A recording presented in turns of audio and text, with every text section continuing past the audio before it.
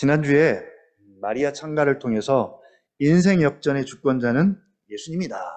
예수님의 정체성 자체가 모든 인생들을 품고 있어서 그런 상황들을 충분히 바꾸어서 역전시킬 수 있다. 라는 말씀을 드렸습니다. 그래서 오는 자에게 위로를 주시고 또 없는 자에게는 풍성함을, 또 비천한 자를 높이시고 갇힌 자에게는 노임을, 약한 자는 강하게 하시고 눈먼 자에게는 빛이시고 병든 자에게는 고침이 되시고 죽은 자에게는 부활이 되시고, 그래서 지금 나는 어떤 자인지를 생각해 본다면 내가 오는 자인지 약한 자인지 병든 자인지 없는 자인지 바로 예수님이 그런 인생의 필요들을 채워주시고 충분히 바꾸어 주실 수 있는 분이다. 그래서 특히 요한복음에서 강조하는 것 중에 하나가 나는 길이다, 진리다, 생명이다. 나는 부활이요, 나는 생명이니 바로 예수님의 정체성이 그렇습니다. 정체성이 그렇다는 이야기는 사명도 그런 거죠. 그래서 인생 역전을 꿈꾼다면 예수님을 알고, 이 안다는 의미에는 반드시 인격적인 교제와 사귐이 전제가 되어야 되겠습니다. 그래서 예수 그리스도 안에 거하면 된다. 이것까지 말씀드렸고요. 오늘은 사가랴의 예언을 통해서 구원에 대해서 잠깐 좀 생각해보고 기도하려고 합니다. 이제 드디어 천사의 예고대로 엘리사벳과 사가랴에게 아이가 태어났습니다. 우리 앞부분은 읽지 않았는데 이름을 짓죠. 이름을 짓는데 옥신각신합니다. 이 본문을 통해서 우리 최 사모님이 묵상을 통해서 이렇게 판결을 내렸어요. 사가랴면 어떻고 요한이면 어떠랴. 좋은 이름 갖고도 이름값 못하는 사람들도 많은데 그런 이제 묵상을 올려놨습니다. 그리고 가장 진짜 뼈 때리는 고백을 하셨어요. 기억을 하실지 모르겠습니다. 그리스도인이라는 이름이 가장 귀하고 아름답다. 그래서 그리스도인이란 이름에 걸맞게 살았으면 좋겠다. 그런 묵상 고백을 올린 적이 있습니다. 자, 결국 요한이라고 이름을 지었고요. 그리고 이 과정에서 입이 풀려서 열리고, 그리고 67절부터 이제 사가랴의 예언 찬양이 이어지는데 67절 한번 같이 읽어보겠습니다. 67절, 1장 67절 시작. 그 붙인 사가랴가 성령의 충만함을 받아 예언하여 이르되. 67절은 단지 이 상황을 설명하는 말씀인데 되게 좀 이례적인 부분이 있어요. 두 부부가 쌍으로 성령의 충만함을 받았다, 이렇게 이제 성경을 표현합니다.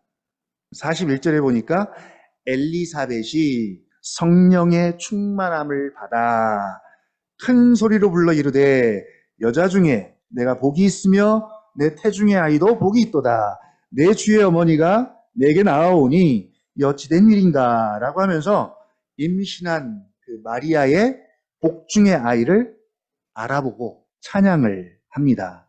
성령의 충만함을 받아서 그렇게 하죠. 67절 남편도 역시 스가랴가 성령의 충만함을 받아 예언합니다.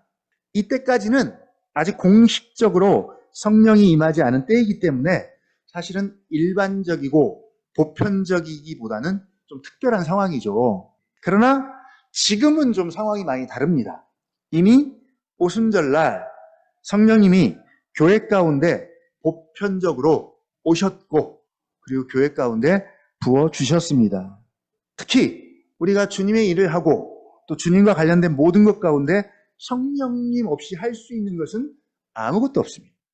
당장 누가복음, 인생 누가복음이 되자라고 할 때도 성령님께서 우리 눈을 열어주셔서 우리로 하여금 예수님을 인격적으로 봐야 누가복음이 인생 누가복음이 될 수 있습니다. 엘리사벳도 그렇고요. 사가랴도 그렇고요. 예수님도 성령 충만함으로 공생의 사역을 감당하는 것처럼 우리 또한 성령으로 충만함을 받아서 예수님을 더 이 누가복음을 통해서 크게 또 분명하고 인격적으로 봤으면 좋겠습니다.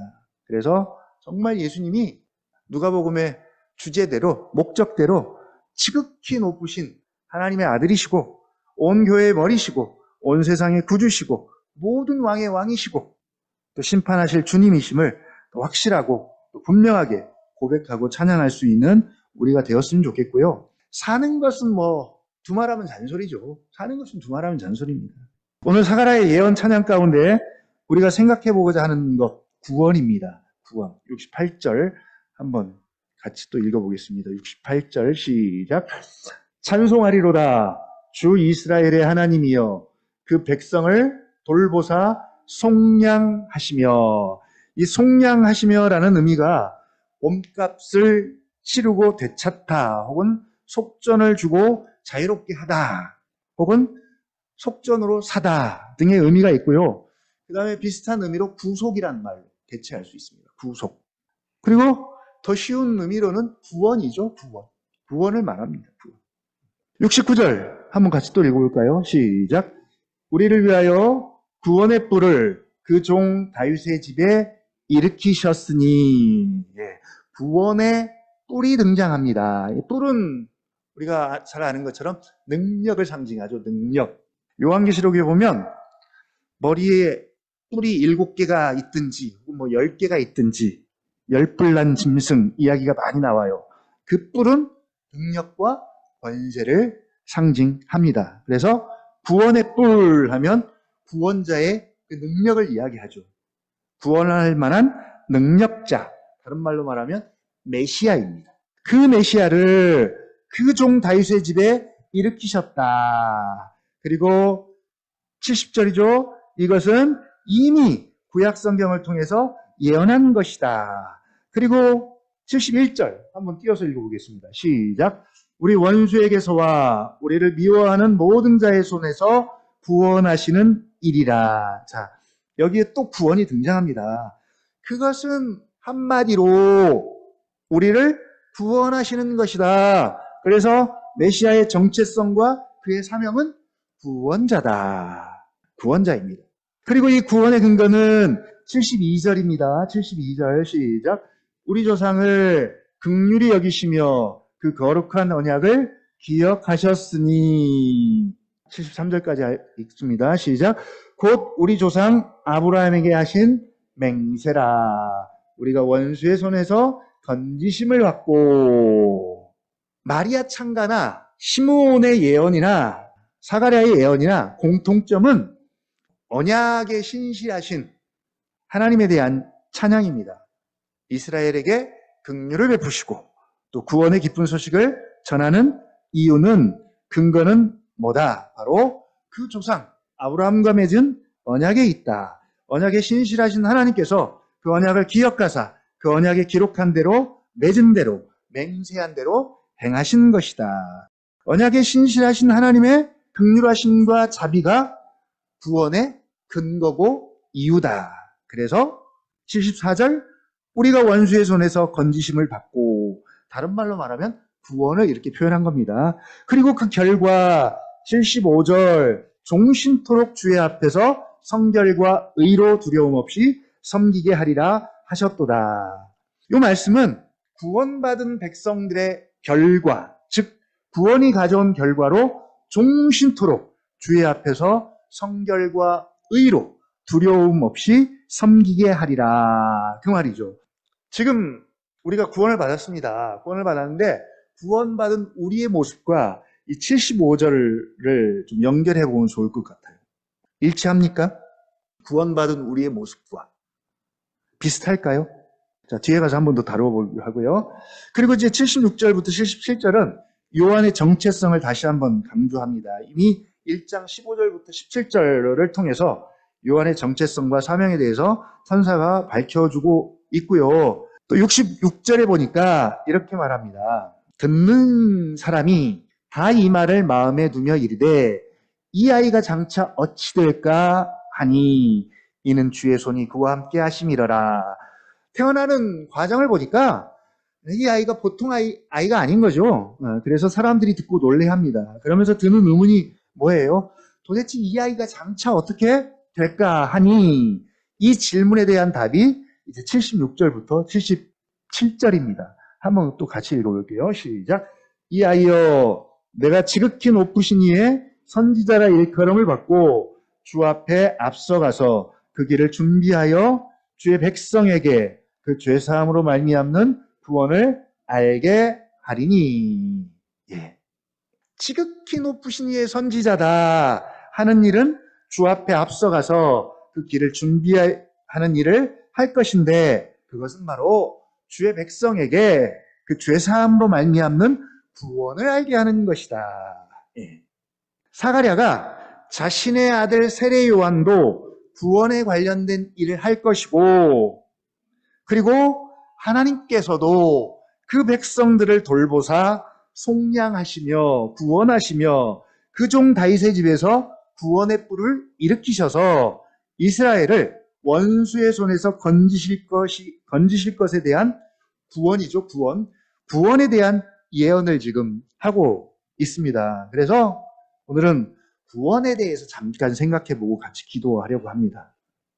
예수라는 이름, 우리 의미 알고 계시죠? 예수. 그가 자기 백성을 그들의 죄에서 구원할 자이심이라. 혹은 여호와는 도움이시다. 여호와는 구원이시다. 그래서 구약에서는 이 의미를 여호수아라고 이렇게 표현합니다. 여호수아. 이름 자체가 구원자입니다. 그리고 구원자가 오셨고 우리가 믿습니다. 그리고 그와 연합되었고 하나가 됩니다. 그리고 지금 구원자이신 예수 그리스도 안에 있습니다. 그 결과 종신토록 주의 앞에서 성결과 의로 두려움 없이 섬기고 있습니다. 이게 현재 우리의 모습입니다. 이 의미는 제사장을 생각해 보면 될 것 같아요. 주의 앞에서, 주의 목전에서 영원토록 성결과 의로, 거룩함으로, 의로 한다는 얘기는 우리가 그냥 쉽게 생각하면 하나님의 뜻대로, 하나님의 말씀대로 그의 합당한 태도와 자세와 순종으로 살아가는 것, 의입니다. 의. 섬긴다는 의미는 제사장들이 따로 그렇게 구별되어 하나님을 섬기는 것처럼 그렇게 구원받은 우리가 하나님을 섬기는 것이죠. 일단 자격은 됐습니다. 우리가 왕같은 제사장이고 더 나아가서는 만인 제사장입니다. 그리고 종신토록 주의 앞에서 성결과 의로 두려움 없이 섬길 수 있습니다. 이것이 예배가 될 수도 있고요. 지금 우리의 삶을 이야기합니다. 구원받은 자의 특권이고 은혜입니다. 근데 이게 기계적으로 자동으로 되면 좋은데 지금 사가랴가 구원을 찬양하고 노래합니다. 어떤 구원입니까? 사가랴의 노래 가운데 오늘 67절부터 그 민족 이스라엘 전체를 향한 구원의 노래입니다. 사실 요한의 출생은 사가랴와 엘리사벳 가정사에 있어서 구원이나 다름없습니다. 그래서 구원을 노래합니다. 그들의 수치와 아픔을 아시고 그 고통으로부터 그들을 구원해 주셨습니다. 그러나 이 요한의 출생은 가정사뿐 아니라 이스라엘 민족 전체 가운데도 구원의 소식이 되는 이유는 메시아가 오시기 전에 엘리야의 신명과 능력으로 주 앞에 먼저 와서 이스라엘 자손을 그들의 하나님께로 많이 돌아오게 하는 선지자가 반드시 와야 하는데 사가랴는 이 아이가 그 아이라는 것을 이미 천사를 통해서 알고 있습니다. 그래서 이 아이를 넘어서 오실 메시아를 내다보고 민족적으로 우주적 구원을 확대시켜서 지금 찬양을 하고 있는 것이죠. 한마디로 거시적이라는 표현을 좀 써볼게요. 거시적으로 구원을 이해하고 접근하고 있는 방식이죠. 이 거시적 구원은 철저하게 교리적이고 성경적이고 혹은 부속사적이라고 이야기를 할 수 있겠습니다. 사가랴의 예언과 찬양의 첫 번째 주제는 바로 거시적 구원을 노래하는 찬양입니다. 이건 마리아도 마찬가지죠. 비록 자신의 비천한 상황 가운데서 이렇게 구약 성경이 약속한 메시아가 오심으로 자신의 지위와 위치가 만세의 복이 있는 여인이 되었지만 더 놀라운 복은 구약 성경과 선지자들을 통해서 오랫동안 약속하신 그 메시아, 구원자가 오신다는 그 소식입니다. 바로 거시적 구원에 대한 이해가 먼저 있었고요. 그걸 지금 찬양하고 있습니다. 이제 두 번째가 오늘 우리가 좀 기도해 보려고 하는 내용인데요. 미시적인, 조금 더 이제 조금 좀 구체적이고 우리의 일상생활과 관련된 구원이겠습니다. 이건 어떻게 보면 생활구원? 생활구원과 관련이 있겠죠. 생활구원. 사실 우리 일상 가운데 구원이 필요 없는 곳은 하나도 없죠. 하나도 없어요. 특히 그리스도인의 삶의 구조가 그런 것 같아요. 물론 사단이 지배하는 나라는 사실은 구원이 필요 없습니다. 그들은 스스로가 건강한 자들입니다. 마치 허영의 도시 같습니다. 허영의 도시의 슬로건이 이것이잖아요. 철로역정에 보면 우리가 살면서 필요한 모든 것, 행복을 위한 것, 기쁨, 만족, 할 것 없이 이것들을 위해서 필요한 모든 것들 우리는 다 가지고 있다. 부족한 것이 하나도 없다. 여기가 바로 천국이다. 여기가 바로 유토피아다. 그러나 그리스도인은 진정한 기쁨과 만족을 위해서 이 허영의 도시에서 살 수 있고 구할 수 있는 것은 단 하나도 없다. 라고 말하면서 이 허영의 도시를 지나갑니다. 그러면 이 허영의 도시 사람들이 그리스도인들을 가만히 내버려 두지 않고 괴롭히죠. 잡아서 고난을 주고 또 심지어는 너희의 죽음으로 너희의 믿음을, 너희의 뜻을 증명해봐라 라고 순교를 당하기도 합니다. 그래서 일명 생활구원이 사실은 날마다 우리에게 필요합니다. 일단 기본적으로 우리에게 있어서 구원은 77절이 기본입니다. 77절. 다시 한번 읽어볼까요? 77절 시작. 주의 백성에게 그 죄사함으로 말미암는 구원을 알게 하리니. 바로 세례 요한이 미리 와서 그를 위해서 준비하는 사역입니다. 구원자이신 예수님이 오셔서 자기 백성을 그들의 죄에서 구원하십니다. 일단 기본적으로 가장 중요한 구원은 죄로부터의 구원입니다. 이 죄로부터의 구원이 갖는 의미가 죄 형벌과 책임뿐만 아니라, 즉 미래적인 구원뿐만 아니라 하나님 앞에 섰을 때 죄의 모든 형벌과 영원한 죽음과 지옥으로부터의 구원뿐만 아니라 지금도 여전히, 지금도 여전히 죄가 왕노릇하고 죄가 지배하는 세상 가운데 우리가 존재하는 이 땅 가운데 사단의 나라겠죠. 사단의 나라죠. 이 나라의 털을 잡고 지금 우리가 살고 있는 이 도시 가운데, 허영의 도시 가운데도 여전히 그 구원은 이루어지고 있는 것이죠. 그러나 구원만 이루어지는 것이 아니라 지금 우리의 현실은 죄가 여전히 왕노릇하고 있습니다. 뿐만 아니라 또 한편으로는 우리는 지금 하나님 나라에 들어와 있고 하나님 나라 시민으로 우리가 살고 있습니다. 이중국적, 지난번에 오 목사님도 말씀드렸는데 사실은 이중국적이라기보다는 삼중국적에 조금 더 가까울 수도 있겠습니다. 하나님 나라, 사탄의 나라, 혹은 대한민국까지 치면 이제 삼중국적이 되겠죠. 지금이 완전한 하나님 나라라면 사실은 더 이상 구원이 필요가 없습니다. 이미 구원이 완성됐기 때문에. 근데 아직입니다. 그러나 이미 시작되었습니다. 구원도 이미 시작되었지만 아직입니다. 이런 이미와 아직이라는 구조 속에 살다 보니까 긴장감도 있지만 사실은 현실 속에서 늘 헷갈려요. 특히 어려운 것 중에 하나가 뭐냐면 누린다, 경험하고 산다, 이런 표현들을 우리가 많이 쓰는데 하나님 나라를 실존적으로 누리고 경험하고 살아야 한다. 날마다 살면서 구원을 누리고 맛보고 마치 그 고기, 갈비 뜯는 것처럼 씹고 뜯고 맛보고 해야 하는데, 그러면 그 맛을 알고 충분히 우리가 맛있다는 표현을 할 수 있는데 이 하나님 나라와 구원에 대해서는 그게 참 잘 안 되는 거죠. 그래서 설교할 때마다 한 주간 하나님 나라를 사셨습니까? 물어보면 답하기가 어렵습니다. 하나님 나라와 구원은 함께 갑니다. 날마다 구원을 경험하는 것이, 구원받는 자의 삶을 사는 것이 하나님 나라의 삶이죠. 지난주에는 우리의 기도를 인생 역전에 적용을 했다면 오늘은 좀 기도를 구원에 적용을 해보고 같이 기도를 좀 하려고 합니다.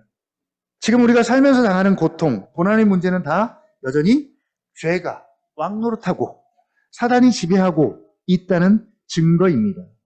이미 하나님 나라에 우리가 들어와 있고 이미 구원이 시작되었지만 아직이고 여전히 죄가 지배하는 세상에 우리가 삽니다. 그리고 죄가 지배하는 세상의 마지막 결과는 죽음이죠. 멸망입니다.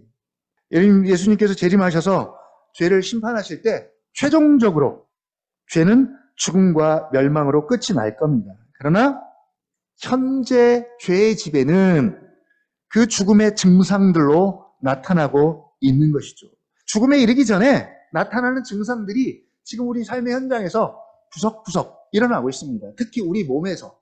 지금 우리 몸이 약해지는 것은 병든 것은 다 죽음의 증상들이에요. 그래서 온갖 질병에 노출되어 있습니다. 이건 죄가 지배하는 죽음의 증상들입니다. 또 타락하고 부패한 인간의 본성 안에 있는 죄의 증상들도 있습니다. 그래서 미움이 생기고 다툼이 생기고 질투가 나고 이기심이 생기고 욕심이 생기고 그리고 결정적으로 돈, 만무니즘 이런 것들이 하나님 나라에서는 전혀 문제가 되지 않잖아요. 하나님 나라에서 돈이 무슨 문제가 되겠어요. 공평과 정의로 다스려지기 때문에 전혀 문제가 안 돼요. 그러나 그렇지 못하니까 빈익빈 부익부, 가난과 불안은 극단적인 상황으로 분리가 되고요. 그리고 싸움이 생기고 그것 때문에 악의 다툼과 그리고 전쟁이 이루어지고 있습니다. 그건 뭐 개인도 마찬가지고 나라와 나라도 마찬가지잖아요. 지금 나라와 나라가 누가 더 많은 돈을 벌 것인지 가질 것인지 그 전쟁이 지금 벌어지고 있습니다. 자원도 마찬가지. 중요한 것은 하나님 나라에 들어와 있고 구원이 이미 시작되었지만 우리가 살고 있는 세상의 구조로 인해서 여전히 우리에게 구원이 필요하고요. 그래서 호산나 다윗의 자손이여 우리를 불쌍히 여겨주십시오. 우리를 구원해 주십시오. 라고 기도해야 하고요. 더 나아가서는 이 구원이 완성되고 종식되도록 예수님 어서 오십시오. 마라나타 주 예수여 어서 오시옵소서 라는 간절함이 우리에게 절실하게 필요하다는 것입니다. 그래서 예수님도 제자들에게 너희는 이렇게 기도하라 라고 말씀하시는 것이죠. 오늘 우리에게 일용할 양식을 주시옵고 우리가 우리에게 죄지은 자를 사하여 준 것 같이 우리 죄를 사하여 주시옵고 우리를 시험에 들게 하지 마시옵고 다만 악에서 구하시옵소서. 오직 악에서 구하시옵소서. 우리가 그런 세상에 살고 있기 때문에 이 기도가 매일매일 우리에게 필요하다는 것입니다. 오늘날도 마찬가지입니다. 특히 우리가 살면서 구원을 간절히 원하는 것들, 사실은 생활에 관련된 것들이 사실은 되게 많은데 이것도 사실은 다 죄가 지배하는 죄의 증상들로 생기는 것들입니다. 이것들로부터 우리가 구원받을 수 있는 방법은 뭘까요?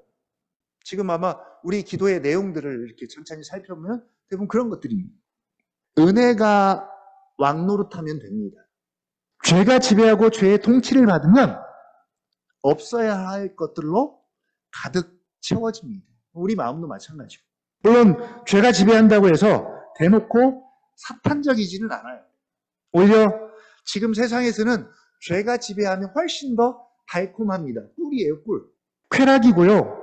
사람들은 그걸 훨씬 더 좋아합니다. 즐거움을 줍니다. 어찌 보면 이게 사람들이 원하는 행복이겠습니다. 그러나 그 이면에는 마약 같아서 결국은 사람을 파탄으로 치닫게 할 것이라는 것이죠. 하나님 나라는 다른 곳이 아니라 은혜가 왕노릇하는 곳입니다. 그러니까 하나님 나라에 살면 가장 많이 말할 수밖에 없는 게 은혜죠, 은혜. 이론상으로는 하나님 나라가 좋은데 현실은 여전히 죄의 왕노릇이 더 강하고 더 부각되고 더 잘 보여서 하나님 나라에 살아가는 우리로 하여금 탄식하게 하고 염려하게 하고 때로는 시험에 들게 합니다. 그러나 예수님은 누구다? 구원자이십니다. 우리를 원수의 손에서 구원하십니다. 뿐만 아니라 지금 우리의 삶의 현실에서 일어나는 크고 작은 일들 가운데서도 여전히 예수님은 우리를 구원하실 수 있습니다. 깨어진 관계로부터 구원하셔서 자유함을 주실 수 있고요. 가난으로부터 건지셔서 풍성함으로 채워주실 수 있고요. 그렇다고 너무 이 말씀을 문자적으로 물질적인 부자가 되게 해주겠다 그런 말씀은 아닙니다. 각종 질병으로부터, 정신적인 질병으로부터 구원하셔서 자유함을 주시기도 하고요. 또 심지어는 영적 존재인 귀신의 묶임으로부터 구원하여 주셔서 그에게 자유함을 주시기도 하고요. 또 엄청난 자연재해의 공포와 두려움으로부터 구원하셔서 평안함을 주시기도 하고요. 이게 누가복음에서 보여주시는 구원자 예수님의 모습입니다. 그래서 예수님은 이름에 걸맞게 우리를 구원하지 못할 영역이 하나도 없습니다. 그래서 오늘 또 우리가 기도하는 이유입니다. 갖가지 이유를 가지고. 예수님은 우리의 도움이시고 구원자이십니다. 예수님, 나를 구원하여 주십시오. 주님은 죄와 허물로 인하여 죽었던 나를 살려주셨습니다. 그리고 지금도 주님은 나의 구원자이십니다. 지금도 주님은 나의 구원을 이루어 가시고, 우리의 구원을 이루어 가시고, 우리 가정의 구원을 이루어 가십니다. 때로는 어려움과 고난과 시험을 허용하시기도 하시지만, 때로는 깊은 웅덩이와 수렁에 빠지도록 내버려 두시지만, 사망의 음침한 골짜기를 지나가기도 하시지만, 분명한 사실은 그곳에서 우리를 건져내셔서 우리로 하여금 우리를 구원하신 하나님의 구원하심과 그 능력을 맛보고 더 신뢰하게 하시고 찬양하게 하십니다. 오늘 다른 것은 몰라도 예수님이 구원자라는 사실만은 우리가 꼭 기억했으면 좋겠습니다. 너무 쉬운 것 같은데 우리가 종종 잊을 때가 되게 많아요. 가장 기본적인 것을 잊어버릴 때가 많습니다. 예수님은 구원자이십니다. 이미 우리를 죄로부터 구원하셨지만 지금도 우리를 구원하십니다. 이 주님의 구원을 신뢰하면서 오늘 우리 삶의 현장에서 꼭 이루어지기를 원하는 구원이 있다면 우리가 믿음으로 함께 기도했으면 좋겠습니다. 그러나 먼저 꼭 기억해야 할 것은 구원의 결과가 우리의 노력이나 우리의 어떠함이 아니라 오직 하나님의 긍휼하심과 언약의 신실하심이 있음을 먼저 기억하고 알았으면 좋겠고 찬양하고 그리고 그 다음 이제 우리의 형편과 처지를 아뢰고 또 구원을 요청했으면 좋겠습니다. 그 하나님의 긍휼하심과 신실하심을 우리가 먼저 믿고 또 찬양하면서 이 시간 함께 기도했으면 좋겠습니다.